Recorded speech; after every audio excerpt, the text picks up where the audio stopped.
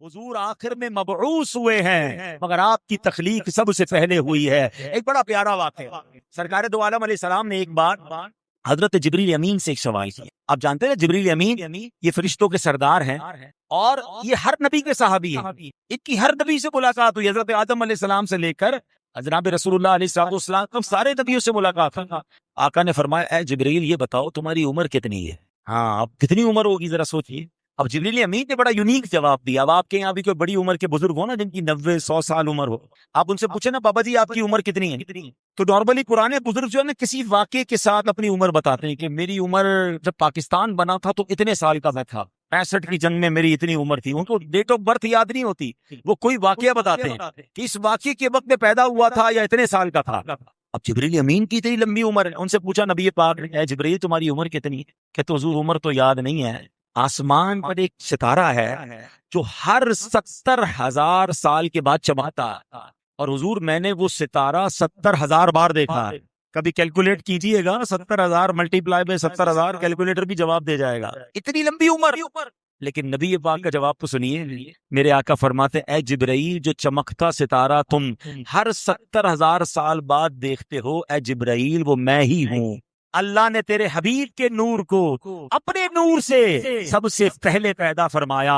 تو میرے آقا کی شان یہ ہے، اللہ اکبر۔ تو قرآن کہہ رہا ہے الم تر کیف فعل ربک باصحاب الفیل، اے محبوب آپ نے نہ دیکھا آپ کے رب نے ان ہاتھی والوں کا کیا حال کر دیا؟ پھر آگے قرآن کہتا ہے الم یجعل کیدہم فی تضلیل، اور کیا ان کے داؤں کو، ان کے جو داؤ پیچ تھے ان کو تباہی میں نہ ڈال دیا؟ پھر کیا ہوا؟ وَأَرْسَلَ عَلَيْهِمْ طَيْرًا أَبَابِيلَ، اللہ کریم فرماتا ہے اوپر پرندوں کی ٹولیاں ٹکڑیاں بھیجی گئیں اور انہوں نے کام کیا کیا؟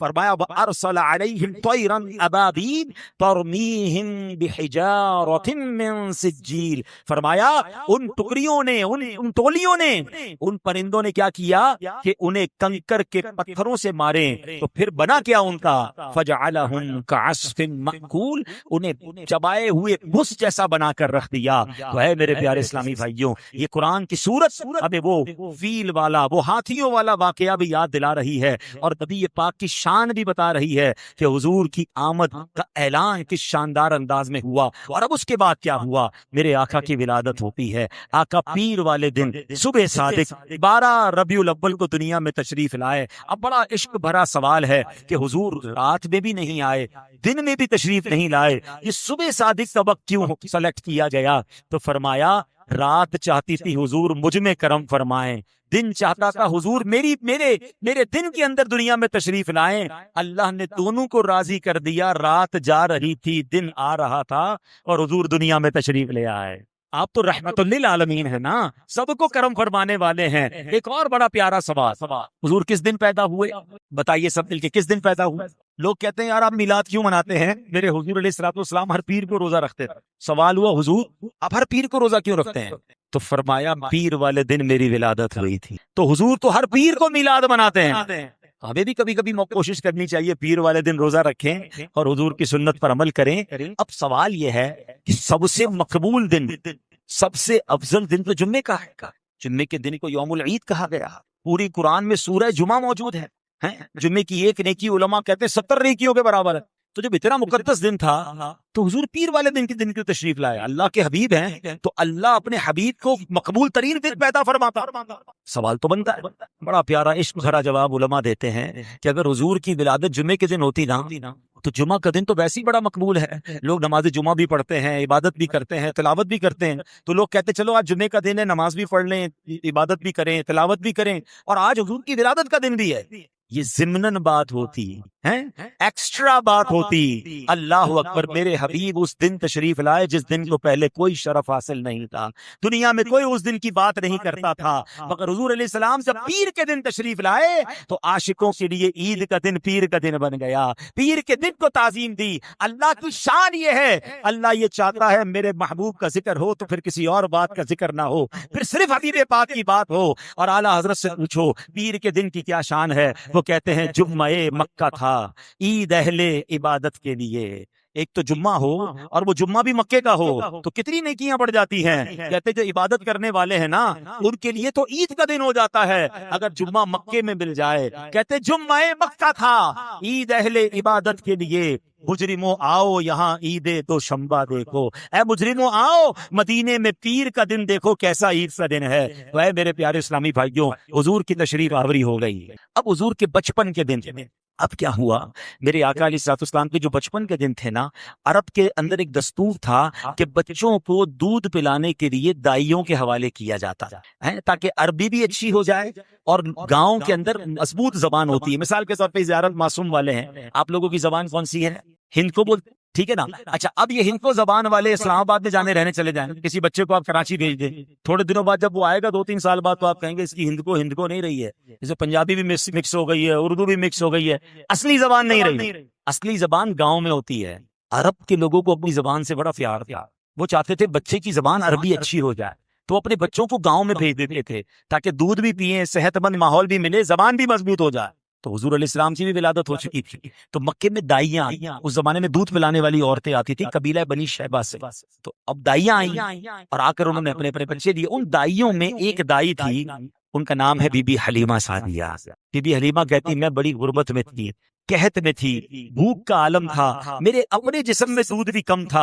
اب جب میں مکے آ رہی تھی تو میرے جانور کا حال یہ تھا کہ سب سے پیچھے رہ جاتا تھا. اونٹنی بڑی لاگر تھی, بار بار رک جاتی تھی. تو قافلے والے کہتے اے حلیمہ تمہاری وجہ سے ہمارا سفر رک رہا ہے. بی بی حلیمہ کہتی بڑی مشکل سے مکے پہنچی. سب دائیوں نے بڑے بڑے گھرانوں کے بچے لے لیے. ایک بچہ بڑا خوبصورت تھا, بڑا نورانی چہرے والا تھا, مگر کوئی دائی لے کے نہیں جا رہی تھی. اس کی وجہ یہ تھی کہ اس کے والد کا انتقال ہو گیا تھا. دائیوں نے سوچا جب والد ہی دنیا میں نہیں ہے تو ہمیں دودھ پلانے کے پیسے کون دے گا, ہمیں انعام کون دے گا. کسی نے اس بچے کو نہیں لیا اور مجھے کسی نے بچہ نہیں دیا. کہتی میں سوچتی رہی خالی ہاتھ جانے سے بہتر ہے یہ نور والے چہرے والے کو ساتھ لے جاتی ہوں. کہتے میں نے حضور علیہ السلام کو سینے سے لگایا, آقا علیہ السلام کو لے کر چلنے لگی. ابھی تو سینے لگایا ہے میرے بدن میں دودھ بھرنا شروع ہو گیا. کہتی جب میں جانور پر بیٹھ کر اونٹنی پر بیٹھ کر واپس جانے لگی تو وہ اونٹنی جو آتے ہوئے سب سے پیچھے ہے جانے میں سب سے آگے چل رہی ہے. قافلے والے کہتے حلیمہ سواری بدل لی ہے, اونٹنی نہیں لے لی ہے. بی بی حلیمہ نے جو جواب دیا نا آؤ میں نعت کی زبان میں سناتا ہوں. بی بی حلیمہ کہتی ہے یہ کہتی تھی گھر گھر میں جا کر حلیمہ میرے گھر میں خیر الورا گئے ہیں بڑے موج پر میرا اب مقدر میرے گھر حبیب خدا گئے. اب گھر پہنچتی ہیں بی بی حلیمہ. گاؤں کے لوگ تھے, لائٹ تو تھی نہیں, چراغ جلاتے تھے, جب رات سوتے تھے تو چراغ بجھا دیتے, اندھیرا ہو جاتا تھا. صبح ہوئی تو گاؤں والوں نے نوٹ کیا کہ بی بی حلیمہ کے گھر ساری رات روشنی آ رہی ہے. صبح اٹھ کر حلیمہ سے کہا اے حلیمہ پیسے بڑے آ گئے, ساری رات چراغ جلاتی ہو. بی بی حلیمہ کہتی میں کوئی چراغ نہیں جلاتی ہوں, ایسا نور والا بچہ لے کر آئی ہوں ساری رات اس کے چہرے سے نور نکلتا. یہ ظلمت سے کہہ دو کہ ڈیرے اٹھا لے کہ ہے ہر طرف اب اجالے اجالے اجالے اجالے کہا جن کو حق نے سراجم منیرا کہا جن کو حق نے سراجم منیرا میرے گھر وہ نور خدا. اب نبی پاک کے کمالات ہیں, بچپن کی ادائیں ہیں. بی بی حلیمہ اور ان کا پورا خاندانی نبی پاک کا دیوانہ ہو گیا. آقا کا بچپن تھا نا, اعلیٰ حضرت کہتے ہیں نا اللہ اللہ وہ بچپنے کی فپن اس خدا بھاتی صورت پہ لاکھوں سلام. اب 2 سال پورے ہو گئے, 2 سال دودھ پلانے کا ٹائم تھا. بی بی آمنہ کے پاس بچے کو لے کر آئی, واپسی کا وقت تھا. دل اداس ہے. کہتی حضور بچہ اتنا پیارا ہے, پورا گھر میں رونق ہو گئی ہے, یہ بچہ ہمیں کچھ دنوں کے لیے اور دے دیں. بی بی آمنہ نے فرمایا جاؤ دوبارہ لے جاؤ. وہ بچے کو لے کر پھر اپنے گاؤں آ گئی. اب نبی پاک کی جو گروتھ تھی نا, پیارے آقا بچپن میں بڑی تیزی سے بڑے ہو رہے ہیں. نبی پاک کی وہ اٹھان تھی ماشاءاللہ. اب کیا ہوا, آپ نے دیکھا کہ جو بی بی حلیمہ سعدیہ کے اور بچے ہیں وہ صبح اٹھ کے کہیں چلے جاتے ہیں. آپ نے کہا امی جان یہ بچے کہاں جاتے ہیں؟ کب میرے بھائی بہن کہاں جاتے ہیں؟ کب وہ بکریاں چرانے جاتے ہیں. سرکار نے صلی اللہ نے فرمایا کہ میں بھی بکریاں چرانے جاؤں. میرے آقا اپنے دودھ شریک بھائی بہنوں کے ساتھ بکریاں چرانے جاتے ہیں. اب ایک دن کیا ہوا کہ بی بی حلیمہ سعدیہ کا بیٹا دوڑتا ہوا ہے, کہتا امی حضور غضب ہو گیا, ہمارے بھائی محمد صلی اللہ تعالی علیہ وسلم کو کچھ لوگوں نے پکڑ لیا ہے اور ان کو لٹا کر ان کا سینہ چیر دیا. بی بی حلیمہ سعدیہ گھبرا گئی. آپ دوڑتے ہوئے وہاں گئی. جب وہاں گئی تو دیکھا سرکار دو عالم علیہ السلام ایک جگہ پر گمسم سے بیٹھے ہیں. پوچھا بیٹا کیا ہوا؟ کہا کچھ لوگ آئے تھے, میرا سینہ کھولا, کچھ اس میں ڈالا اور بند کر دیا.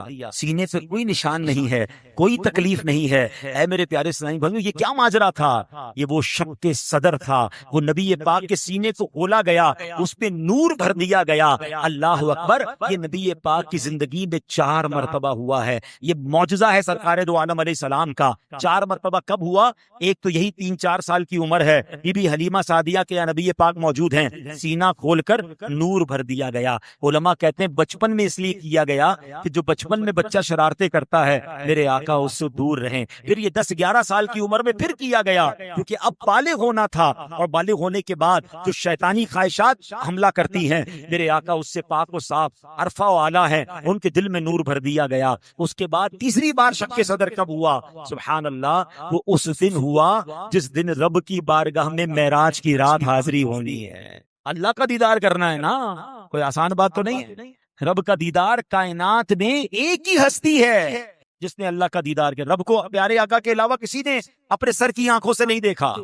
آپ کو یاد ہونا چاہیے کہ ایک ایسے بھی نبی ہیں جن کا قرآن میں سب سے زیادہ ذکر ہے. کون سے نبی ہیں؟ حضرت موسیٰ علیہ السلام, سب سے زیادہ ذکر, اور وہ کلیم اللہ, اللہ سے باتیں کرتے تھے.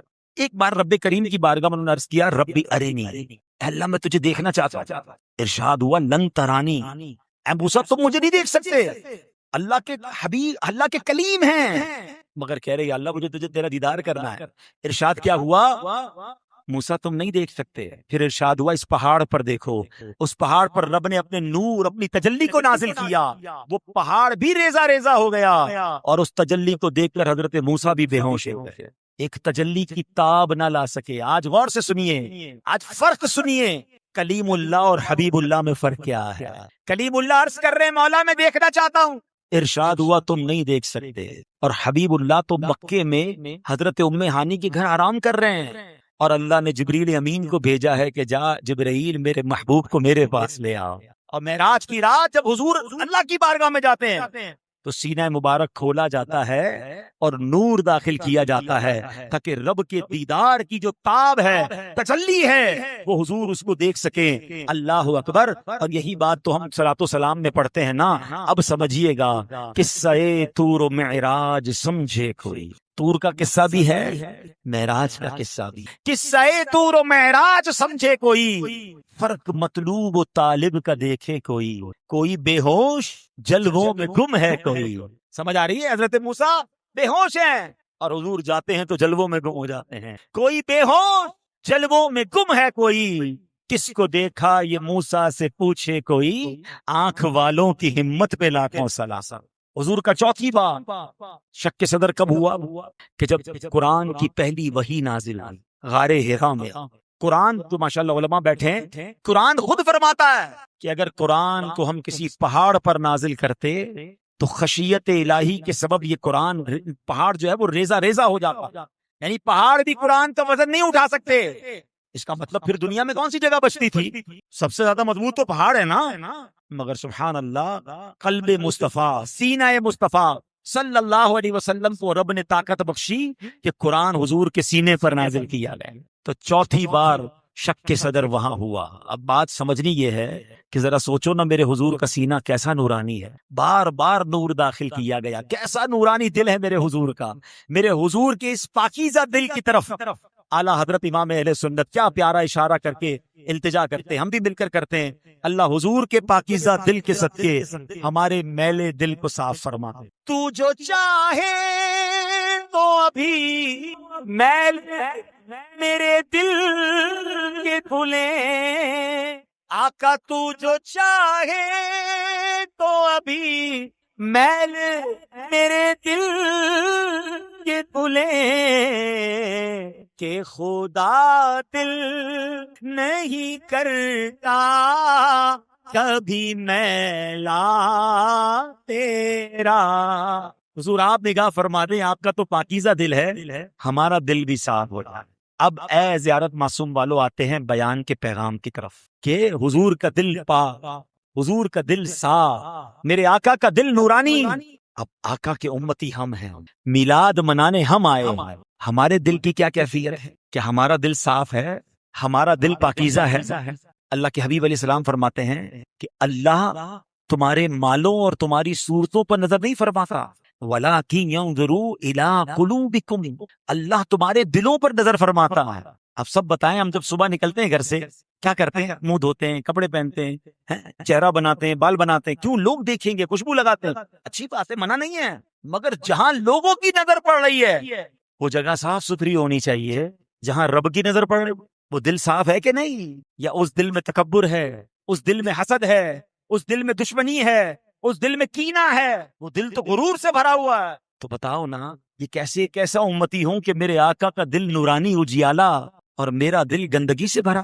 ایک طرف ہم دعا کرتے ہیں کہ یا اللہ سینہ مدینہ بنا دے، کیسے سینہ مدینہ بنے گا جس کے دل میں تکبر ہے؟ ہمارا پتہ ہے پرابلم کیا ہے؟ ایک برتن ہو اور اس میں آپ گندگی ڈال، کچرا ڈال دیں، گندگی ڈال دیں، پھر دودھ ڈالیں، کیا حال ہوگا دودھ کا؟ پینے والا رہے گا دودھ؟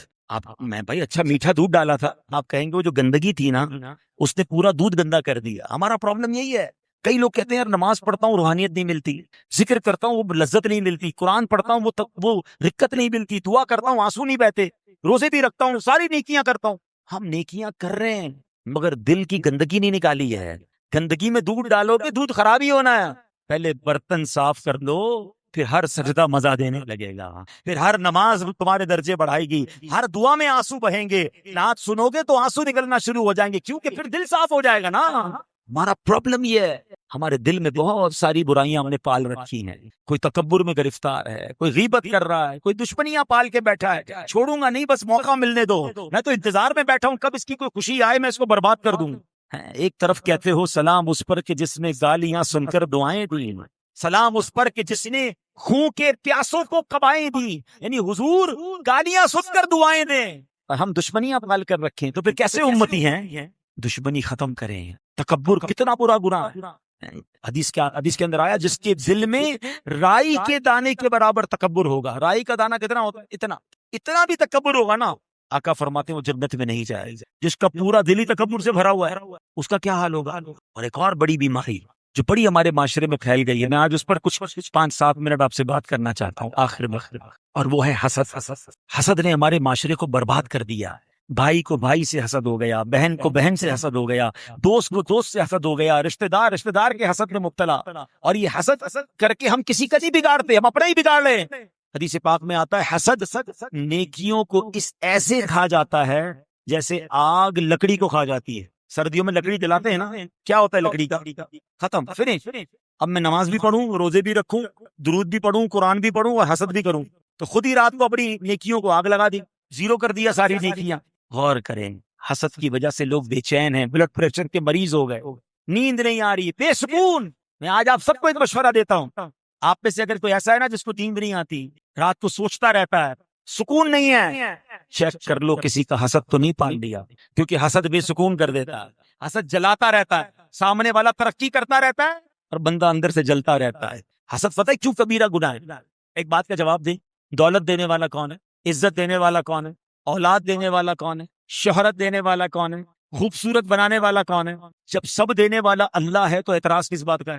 حسد کرنے والا دراصل اللہ پر اعتراض کرتا ہے کہ اللہ اس کو دولت دی مجھے کیوں نہیں دی، اس کو خوبصورت بنایا مجھے کیوں نہیں بنایا، اس کو مشہور کر دیا مجھے تو کوئی جانتا نہیں، یہ اللہ کی تقسیم دی نا، میں اور آپ کون ہوتے ہیں اعتراض کرنے والے؟ حسد کبیرہ گناہ ہے۔ پلیز اپنے دل سے حسد کو نکال دو۔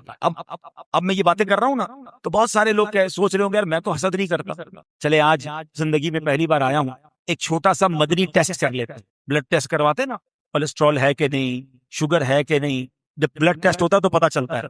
آج چلیں ہم مل کے ایک دوسرے کا ٹیسٹ کرتے ہیں، کوئی فیس نہیں لوں گا آپ سے، گھبرائیے نہیں، فری ٹیسٹ ہے آج، ٹھیک ہے۔ پہلے تو حسد کی تعریف سمجھ لو۔ Actually what is the meaning of jealousy? حسد کہتے کس کو ہے؟ حسد یہ ہے کہ کسی بندے کو کوئی نعمت ملے اور بندہ یہ تمنا کرے یہ چھن کر مجھے مل جائے، یا تو مجھے مل جائے یا اس کی ضائع ہو جائے، یہ حسد ہے۔ حسد کی ایک جائز قسم بھی ہے، اس کو عربی میں کہتے ہیں غبطہ، اردو میں کہتے ہیں رش۔ یعنی کسی مسلمان کو اللہ نے کوئی نعمت دی، آپ دعا کریں اللہ اس کو دی اور دے، مجھے بھی دے، یہ جائز، اس میں کوئی مسئلہ نہیں۔ اس کی چھن کر مجھے مل جائے یا کم از کم اس کی برباد ہو جائے، یہ حرام، جہنم میں لے جانے والا کام۔ ٹھیک ہو گیا، حسد کی تعریف سمجھ آ گئی۔ اب چیک یہ کرنا ہے کہ مجھے اور آپ کو حسد ہے کہ نہیں۔ اب میں کو 2-3 سوال کروں گا، آپ نے جواب مجھے نہیں دینا، اپنے آپ کو ہی دینا ہے، جواب آپ کو خود مل جائے۔ پہلا سوال، اچھا حسد ہوتا کس سے؟ یہ بڑا اہم سوال۔ حسد کبھی بھی ایسے بندے سے نہیں ہوگا آپ کو کہ جس کو آپ نہیں جانتے، یعنی ایسا نہیں ہو سکتا کہ زیارت معصوم میں رہنے والے کو آسٹریلیا میں رہنے والے کسی بندے سے حسد ہوتا ہے۔ آپ کو حسد ہوگا جس کو آپ جانتے ہیں، یا تو وہ آپ کا رشتہ دار ہوگا، آپ کا دوست ہوگا، آپ کے ساتھ کاروبار کرنے والا ہوگا، یا آپ کی فیلڈ کا بندہ ہوگا۔ اتنا بدبخت ہے شیطان کہ ناتھواں کو ناتھواں سے حسد کروا دیتا ہے، عالم کو عالم سے حسد کروا دیتا ہے۔ ہاں یہ دیکھیں نا، نبی کے بیٹوں کو حسد کروا دیا۔ قابیل اور حابیل کون تھے؟ حضرت آدم کی اولاد تھی نا، حسد ہوا نا۔ حسد سے کوئی حسد خروف نہیں ہے، کوئی بھی یہ نہ سمجھے کہ مجھے حسد نہیں ہو سکتا، سب کو ڈرنا چاہیے۔ تو یہ آپ کی فیلڈ کے کسی بندے سے، آپ کے جاننے والے سے، رشتہ دار سے آپ کو حسد کروائے گا۔ اب پہلا سوال غور کرے، سب سچا جواب دینا ہے، مجھے نہیں، اپنے آپ کو جواب دینا ہے، لیکن دینا سچا ہے۔ کوئی ایسا ہے زندگی میں آپ کے قریب لوگوں میں سے، رشتہ دار بھی ہو سکتا ہے، دوست بھی ہو سکتا ہے، پڑوسی بھی ہو سکتا ہے، کہ جس کو جب بھی کوئی نعمت ملتی ہے نا، دولت ملتی ہے، شہرت ملتی ہے، ترقی ملتی ہے، مجھے برا لگتا ہے، درد ہوتا ہے۔ کوئی آ کے میرے سامنے اس کی تعریف کرے نا، یار پتہ چلا اس نے ایک اور دکان کھول لی ہے، پتہ چلا وہ اور مشہور ہو گیا ہے، یار چھوڑو نا اس کی بات کیوں کر رہے ہو، کوئی اور بات کرو، اس کی تعریف کیوں کر رہے ہو؟ اس کی تعریف سننے میں بھی مزہ نہیں آ رہا، اس کی ترقی میں مزہ نہیں آ رہا، تو سمجھ جاؤ کہ ادھر گڑبڑ ہو گئی، حسد آ گیا ہے۔ دوسرا سوال، کوئی ہے ایسا آپ کی زندگی میں کہ جب بھی اس کو کوئی نقصان ہوتا ہے آپ کو خوشی ہوتی ہے؟ اچھا اس کے سامنے نہیں کہتے، پتہ چلا یار اس کی دکان میں آگ لگ گئی، او ہو بڑا افسوس ہوا، دل میں لڈو پھوٹ رہے، میں تو چاہتا ہی تھا برباد ہو جائے۔ ارے پتہ چلا اس کے بچے نے وہ غلط کام کیا، پورے محلے میں وہ بدنام ہو گیا ہے، ارے بڑا افسوس ہوا یار، لیکن دل میں خوشی ہو رہی ہے، اچھا ہو گیا بدنام ہو گیا۔ یعنی کتنا گندا دل ہے اس مسلمان کا کہ کسی مسلمان کو تکلیف ہو رہی ہے، اس کو پرابلم ہو رہی ہے اور آپ کو اچھا لگ رہا ہے، یہی تو حسد ہے۔ اب اگر کسی کو یہ خیال آ رہا ہے کہ ہاں خاندان میں، رشتہ داروں میں کچھ لوگ ہیں کہ جن کی تعریف، جن کی ترقی ہے، جن کا عروج مجھے تکلیف دیتا ہے، تو سمجھ لو حسد ہو گیا ہے۔ اس کا کوئی نہیں بگاڑ سکتا۔ ہاں یہ بھی یاد رکھنا، پورا زیارت معصوم، پورا مانسیرا ڈویژن مل کر نا کسی کا حسد کرے، اس کا کچھ نہیں بگاڑ سکتا۔ وَتُعِزُّ مَن تَشَاءُ وَتُذِلُّ مَن تَشَاءُ بِيَدِكَ الْخَيْرُ، جس کا عروج اللہ نے لکھا ہے اس کو مل کر رہے گا، آپ کے جلنے سے کچھ نہیں ہونا، نقصان آپ کا ہی ہونا ہے، نیکیاں آپ کی برباد ہونی ہے۔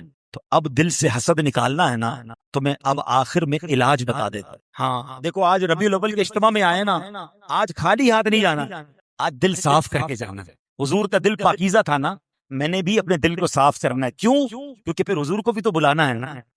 کیا خوبصورت شعر نعت کا، رہے ان کے جلوے بسے ان کے جلوے، میرا دل بنے یادگار مدینہ۔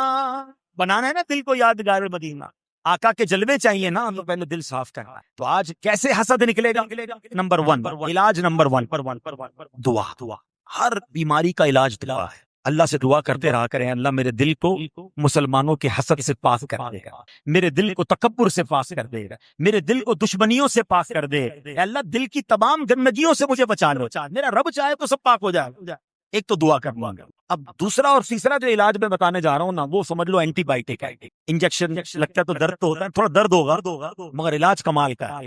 علاج یہ ہے کہ اگر آپ کو کسی کی دولت سے حسد ہو گیا کہ یار اتنا مالدار کیوں ہو گیا، کسی کی شہرت سے حسد ہو گیا یار یہ اتنا مشہور کیوں ہو گیا، کسی کے حسن سے حسد ہے کہ اتنا خوبصورت کیوں ہے، کسی کی آواز سے حسد ہے اس کی آواز اتنی پیاری کیوں ہے، تو آپ اللہ سے اس نعمت کی ترقی کی دعا کرو کہ اللہ اس کے مال میں اور برکت دے دے، اس کے علم میں اور برکت دے دے، اس کی شہرت میں اور برکت دے دے، لیکن ہوگا کیا کہ جب آپ یہ دعا کرو گے نا تو آپ کو تکلیف ہوگی کہ یار میں کیسے اس بندے کے لیے دعا کروں جو مجھے پہلے ہی اچھا نہیں لگتا.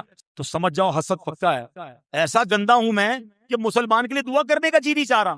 ضرور دعا کرنا, تکلیف ضرور ہوگی, مگر دل صاف ہو جائے گا. کیونکہ کچھ دنوں کے بعد کوئی آ کر بتائے گا نا کہ یار وہ فلاں بندہ اور مالدار ہو گیا, تو آپ کہیں گے میں بھی تو دعا کرتا تھا, اللہ نے اور دینا ہے اسے. دل صاف ہو جائے. علاج مشکل ہے لیکن چونکہ بیماری میرے اندر ہے تو علاج بھی مجھے کرنا ہوگا. اور تیسرا آخری علاج وہ ہے حدیث پاک کا مضمون ہے تحفہ دو محبت بڑھے گی. تو جب بندے کو لگے نا یار میرا کسی سے حسد ہو گیا ہے تو خاموشی سے موقع نکال کر اس کو کوئی اچھا سا تحفہ دے. تحفہ دینے کو بھی دل نہیں کرے گا, یار کمال کرتے مولانا صاحب, مجھے تو بندہ ہی اچھا نہیں لگ رہا, آپ کہہ رہے ہیں تحفہ دو. بھائی علاج کرنا ہے نا, حدیث پر عمل کریں کہ حضور میں آپ کی حدیث پر عمل کر رہا ہوں, میرا دل صاف ہو جائے اس لیے تحفہ دے رہا ہوں.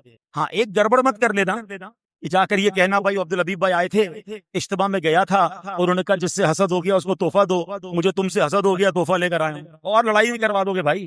ہاں بلکہ 1-2-4 دن تو آپس میں ایک دوسرے کو تحفہ مت دینا, وہ سمجھ جائیں گے تو بھی اجتماع میں تھا میں بھی تھا, ادھر بیان ہوا تھا, لگتا ہے حسد ہو گیا جب بھی تحفہ لے کر آئے. بعد میں کچھ عرصے بات کر لینا یہ کام, لیکن دل سے حسد کو دور کرنا ہے. تو ہے میرے پیارے اسلامی بھائیوں, یہ ہے دعوت اسلامی جو ہمارے دلوں کی گندگی کو دور کرنا چاہتی ہے, ہمارے دلوں کو پاکیزہ کرنا چاہتی ہے. اس ماحول سے وابستہ رہیے, یہاں ہونے والے اجتماعات میں شرکت کریں, مدنی قافلوں میں سفر کریں. ایسے مزید بیان سننا چاہتے ہیں تو آپ مدنی چینل دیکھا کریں, تاکہ ہم سب ایسے بیانات سنتے رہیں گے تو ہمارے دلوں پر اثر پڑے گا اور ہم بھی نیک ہو جائیں گے. بیان کے شروع میں نے ایک بات کہی تھی کہ حضور کی ولادت کا تحفہ دینا ہے تو درود پاک بھی پڑھنے ہیں. ایک اور تحفہ بتاتا ہوں, میرے آقا کو پسند پتہ ہے, بہت پسند کیا چیز ہے. نبی پاک فرماتے ہیں جعلت قرۃ عینی فی الصلاۃ, نماز میں میری آنکھوں کی ٹھنڈک رکھی گئی ہے. تو یہ کیسا میلاد بنانے والا ہے جس کی نماز قضا ہو جاتی ہے؟ ایسا نہیں ہونا چاہیے. آج نیت کر لیں کہ آج کے بعد ہماری کوئی نماز قضا نہیں ہوگی. تو حضور کا میلاد نمازی بن کر بنا. ہم نیازی بھی ہیں مگر پہلے نمازی ہیں. ہم پرچم لگائیں, لائٹیں لگائیں, اپنا گھر ضرور سجائیں مگر اپنا آپ بھی سجائیں, چہرہ سنتوں والا ہو, سچ بول کر میلاد منائیں, حرام روزی چھوڑ کر میلاد منائیں, دھوکہ چھوڑ کر میلاد منائیں, اور حضور کے سچے امتی بن کر میلاد منائیں. یقین کریں اس بار اپنے آپ کو بدل کر میلاد بنا کر دیکھو, پھر دیکھو مدینے والے آقا کے دربار سے کیا کیا عطا ہوتا ہے. اللہ مجھے بھی اور آپ کو بھی میلاد مبارک کی برکت نصیب فرمائے. آمین بجاہ النبی الامین صلی اللہ تعالی علیہ وسلم.